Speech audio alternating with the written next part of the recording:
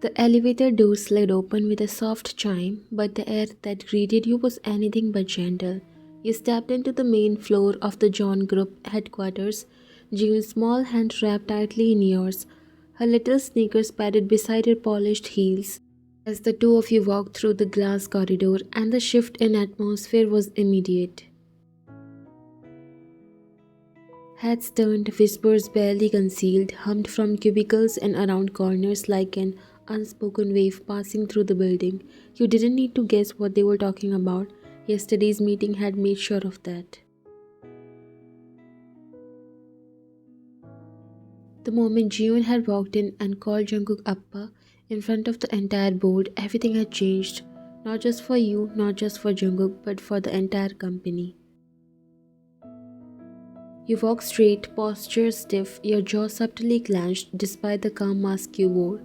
You weren't embarrassed, no, it wasn't that, but being the subject of attention, scrutiny, and speculation wasn't something you had ever craved, especially when your heart was already unsteady. June tugged your hand, her voice small as she looked up at you with curious eyes. Is everyone staring because I called him appa yesterday? You glanced down, then sighed quietly.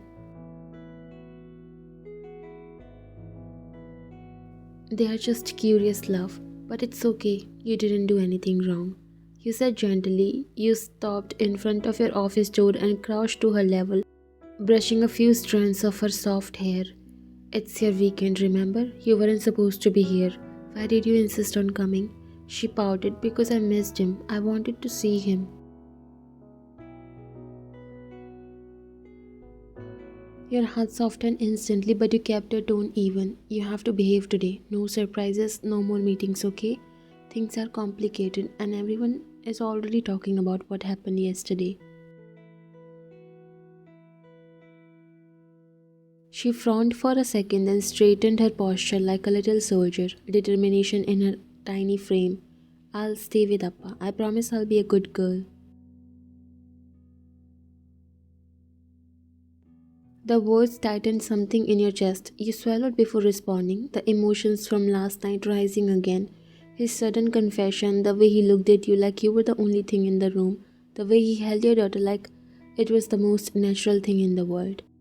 You had told him you would give him a chance, but it still felt unreal, like a dream you hadn't fully stepped into. And then, before you could respond, his voice came from behind.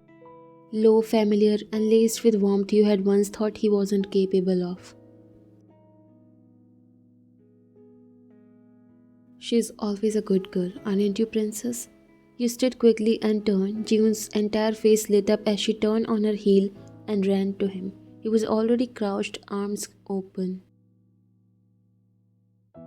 She launched into his embrace without hesitation. Her giggles echoed softly down the corridor. His arms wrapped around her, lifting her easily, pressing a gentle kiss to her temple. He didn't look around, didn't check who was watching. He didn't care, and everyone was watching. Meena paused mid-step. Two junior associates slowed down with their morning coffees.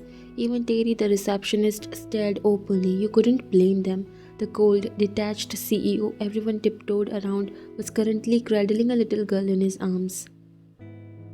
How are you feeling today, sweetheart? Fever gone? June nuzzled into his neck. I'm perfect now, but I missed you. I missed you more. Want to come to my office? I downloaded that cartoon you like. We can watch it before lunch. She nodded enthusiastically. You watched them, trying not to let your expression betray the storm beneath your calm. You weren't used to this, to him being so open, so sincere, and so warm. I left my office door open for you. Join us when you are ready, he said, glancing over at you. Then he added more softly, eyes lingering on yours. Food tastes better when enjoyed with family. Your breath caught, but you didn't react. Not visibly. He turned and walked away, June in his arms, as if this was just an ordinary morning and not a moment that left your world slightly tilted. You followed him moments later, aware of the growing hum behind you, the whispers turning into theories, the stares now shifting from curiosity to awe. They saw it now, all of them. Whatever walls John Jungkook had built around himself, they weren't just cracking, they were crumbling, and it was because of the little girl in his arms and the woman walking silently behind him.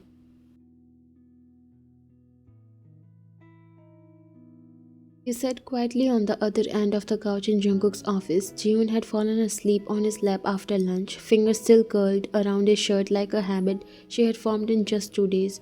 Jungkook's hand gently caressed her back, a rhythm so natural it made your chest tighten.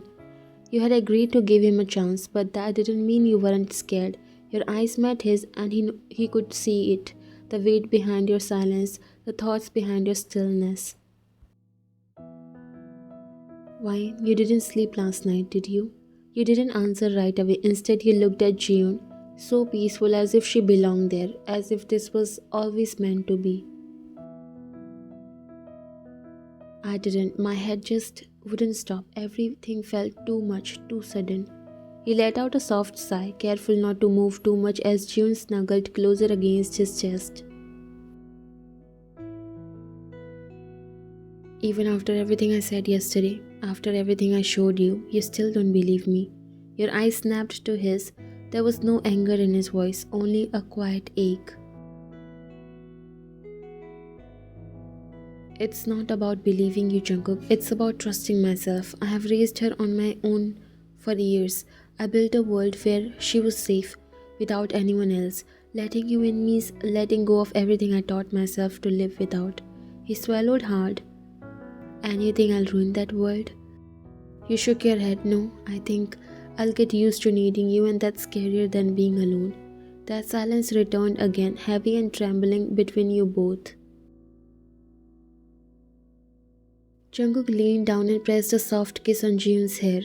Then he carefully shifted her to the couch, covering her with a blanket. He stood and walked to his desk, not in frustration but with a kind of quiet purpose. When he turned back to you, there was something in his eyes that made your heart beat faster. Then don't live in fear, Ryan. Don't live in maybes. Live in choices. He walked towards you and knelt down in front of where you were seated. Not dramatic, not flashy, just real. He pulled a small, elegant box from his pocket and opened it. Inside was a ring, delicate silver and simple, just like your heart would have wanted. Marry me. Let's stop pretending this is temporary. I love you. I love June. I want to come home to both of you. I want to build a life where she doesn't just run into my arms in an office hallway. I want her to wake up every day knowing her family is whole.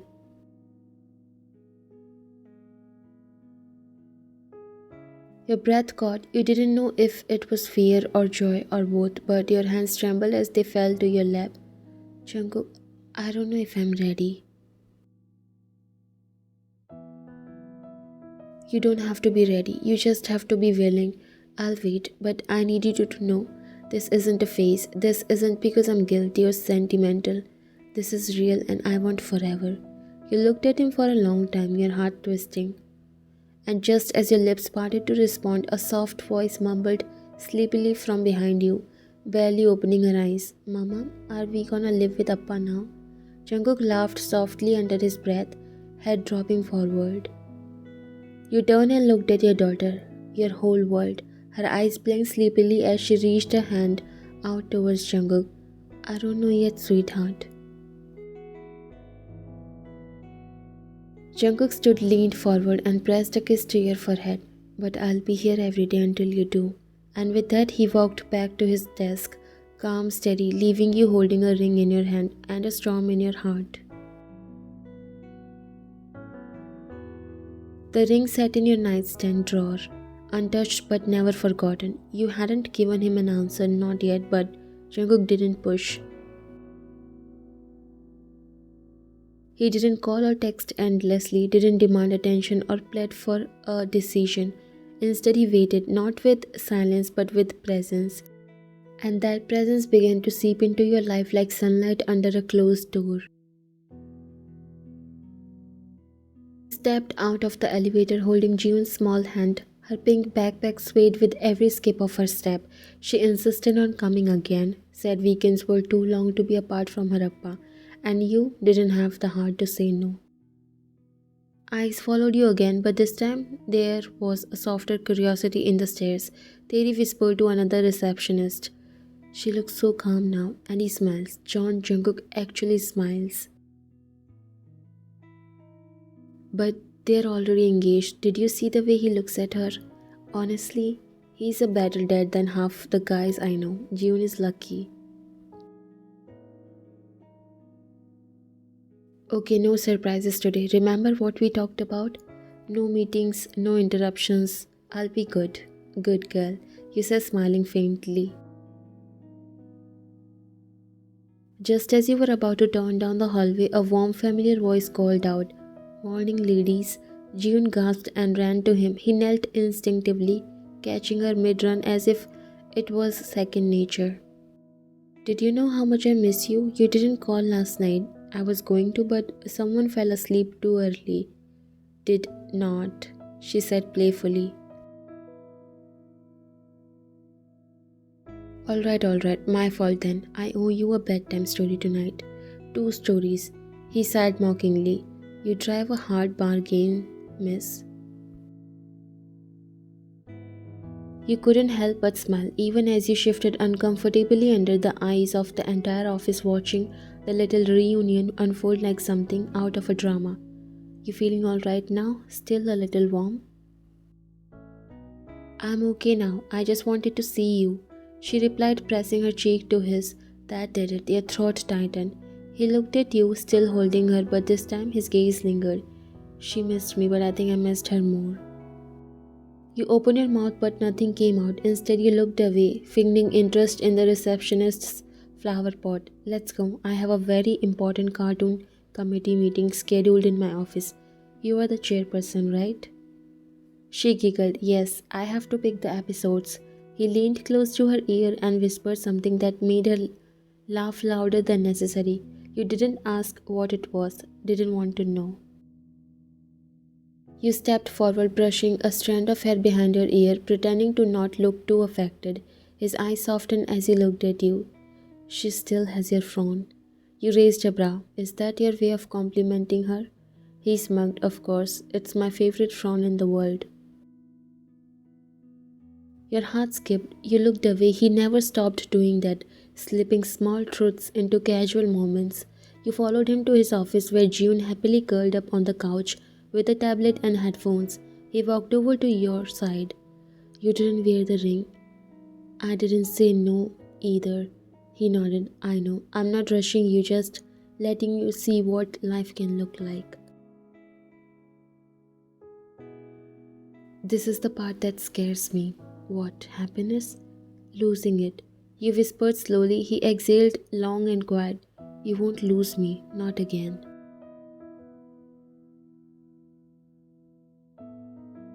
A knock interrupted the tension. You turned, adjusting your blouse and taking a step back as an intern entered with files.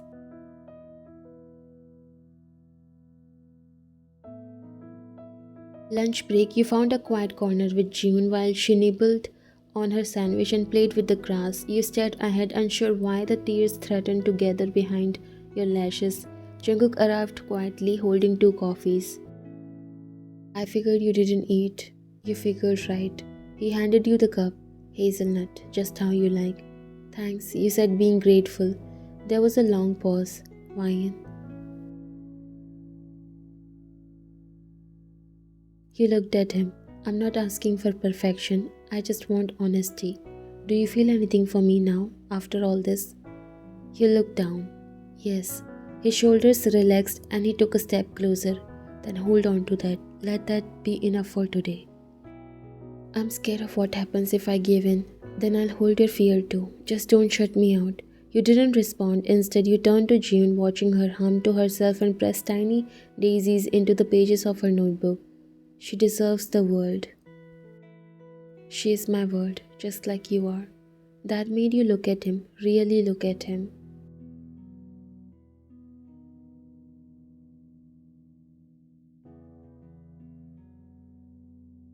Everyone had left. The office was quiet. June was curled against your side on the couch. Jungkook stood across from you, arms folded, watching silently. I know you are still unsure, but I want to do this the right way. He pulled out a folder and handed it to you. You opened it, it was property papers, a house. It's not a gift, it's a place for us. When you are ready. A home with her, bedroom already pink and messy, a backyard for her to run in, and a room for you to call your own, not borrowed from work or loneliness. You stared at the papers, your fingers trembling slightly. You planned all this? I have waited 3 years to love you like this. Planning is the easy part. I need time. Take all of it. I'm not going anywhere, he said gently.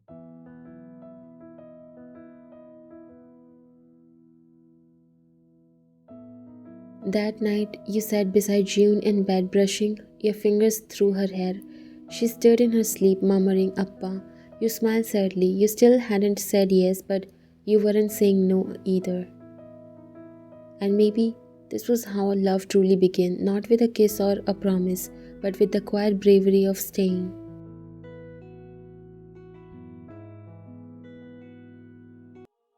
10 years later.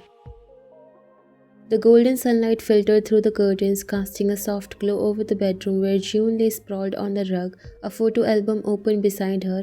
Her long hair fell over the shoulder as she pointed at a photo of herself, 5 years old, tiny in a yellow dress, clinging to the leg of a tall man in a suit. Across from her, a sleepy-eyed 9-year-old boy hugged a stuffed tiger, chin resting on his palm as he looked up at his older sister with curiosity. You always want to hear this one, don't you? Because I like it, because it's our beginning. She closed the album gently, tracing her fingers over the worn cover. Okay, just once more. She sat upright, crossing her legs outside. The breeze rustled the garden trees. Inside, the house was quiet, the kind of quiet that only came when their parents were napping on a weekend afternoon, wrapped up in each other on the couch like they still couldn't believe this life was theirs. You know, I wasn't born with Appa's name. I was just me, just June, a little girl who had been through too much too soon, and scared of elevators. She laughed softly, terrified, but then I met someone. He wasn't like the other grown ups. He didn't talk down to me, he didn't force a smile. He was cold, scary even, but I saw it, right behind his eyes, this softness just for me. She looked out the window for a beat, eyes distant. He didn't even know how much he needed someone until I showed up in his life, and I didn't know what a father's love could feel like until he wrapped his arms around me in that big meeting room and said, She's mine. Jaehyun scooted closer, resting his head on her shoulder. Then what happened? She grinned before looking at him. Then he fell in love with Umma.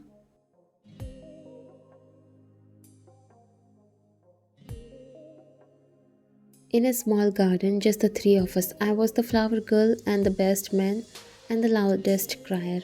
And then 4 years later, she turned and poked his cheek playfully. You showed up, little screaming burrito. He rolled his eyes. I did not scream that much. She laughed. Appa said you out, screamed a fire alarm.